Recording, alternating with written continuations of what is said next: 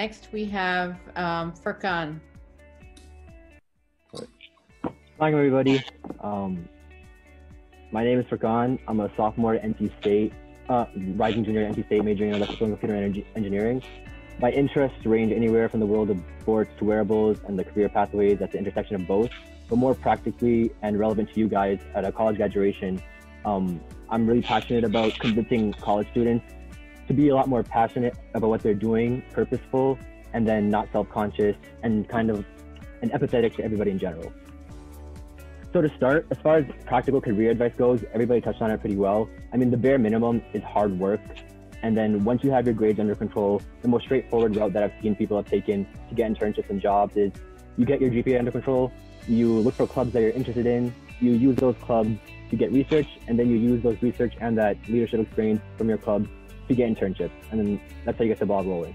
Like Sharif said, you really only need one experience and you can leverage that to get many more and take care of everything. Understand though, I mean, it takes a lot of work. It's not easy. For every idea you have, there are a gazillion other tryhards that have had it before. But you guys, I mean, you have a law on your side, so that's actually really powerful if you internalize it.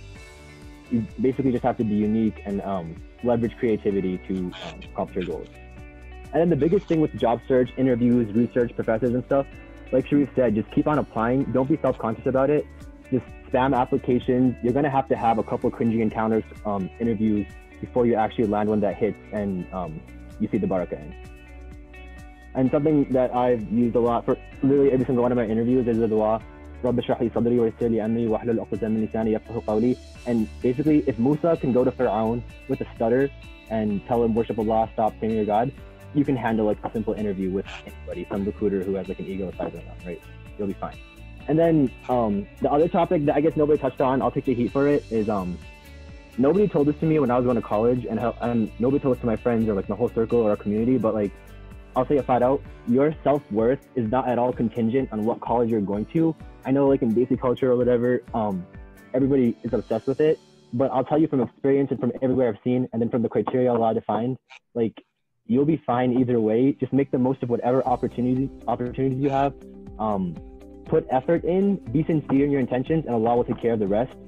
Like I have so many friends who went to technically lesser ranked schools, but right now they're better off than all my friends that went to really prestigious schools, simply because they had a chip on their shoulder, they didn't take things for granted, they're not depressed all the time, and they just worked harder and trusted in Allah, and Allah facilitated things for them. So like essentially be the only voice in your head. Don't have an inferiority complex or a superiority complex. Just get it out of your system, like right now this summer while you're preparing for college. What else? Also, I mean, congratulations, right? I mean, you're never gonna have, you just graduated, you're never gonna have more free time than you do right now, right? Like you're a second semester senior in the summer, during a national quarantine, so relax, enjoy life, plan for college, but don't like psych yourself out, be practical about it, and enjoy your life, because you're never gonna be less busy than right now. And then the last advice I'd give all of you, that has helped me a lot through college, is try to genuinely live your life through the context that Allah gave you. Right? I mean, it has practical value, because college is hard. You have 100 different things to worry about: your grades, GPA, relationships, social life, staying on the straight path, getting internships, getting jobs, high GPA, switching your career. You have to worry about everything at once. But Allah's already given us the tools right in front of us to help us get through that struggle, right? So a couple of ayahs that I've used to help me throughout college, during like the stress of everything. Surah Asr. Allah swearing by time, everybody inevitably is at loss. And then he defines the criteria, except for those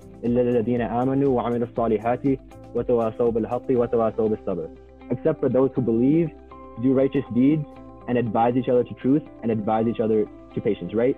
So that encompasses a lot, right? But basically Allah here is defining what success is, right? So if you're trying your best and things don't go as planned, as long as you're doing what Allah wants you to do, and you're surrounding yourself with people who remind you of Allah and also help you accomplish your goals, you're fine, right? Allah's telling you, you're not going to be at a loss. All your efforts, everything you're doing is going to lead to something beneficial to you, right? But otherwise, all the achievements in the world, all the career, all the money, all the clout in the world, if you're not doing what Allah wants you to do, none of it's going to matter in the end, right? Absolutely, like not at all. And then one more ayah in Surah Ra'd, Surah 13, ayah 26. Allah says, Allahu yabsutu rizqa liman yasha wa yaqdir wa farihu bil hayati dunya wa man hayati dunya في الآخرة إلا متاع. Allah says, Allah increases the provision, the risk, right? For whom He wills, and He restricts it, right? And what does that mean? Like your risk, everything, right? It's the college you're going to, it's the money you make, it's your GPA, it's the internships you get, it's the research experiences you get, it's the friends in your life, it's the barakah and everything, it's the food you eat, right? Allah, whenever He wants, regardless of your efforts, regardless of what you're doing, He's the one increasing it and He's the one restricting it, right?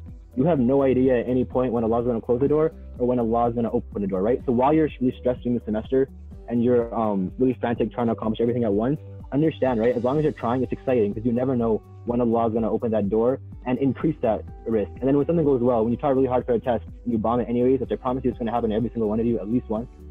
Then Allah, He's restricting it too, right? You tried your best.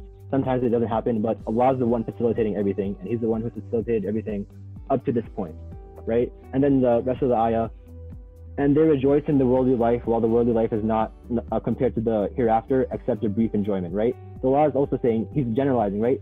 Almost everything in this world, it's a brief enjoyment. And if you don't purify your intentions, even your career, it'll fall under that, right? So try to make your career, your college life, these 4 years, you're going to be spending hundreds of hours studying, working on career-related things. Try to make it more than a brief enjoyment, right? More than, so it has some lasting impact on your akhirah, right? Be purposeful with what you're doing. Have the intention with whatever you're doing, that you're doing it for Allah and you're doing it to make an impact on the ummah. And that's all that I have, right?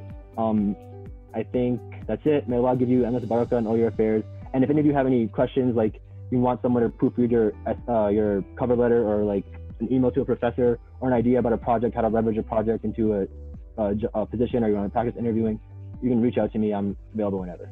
Thank you.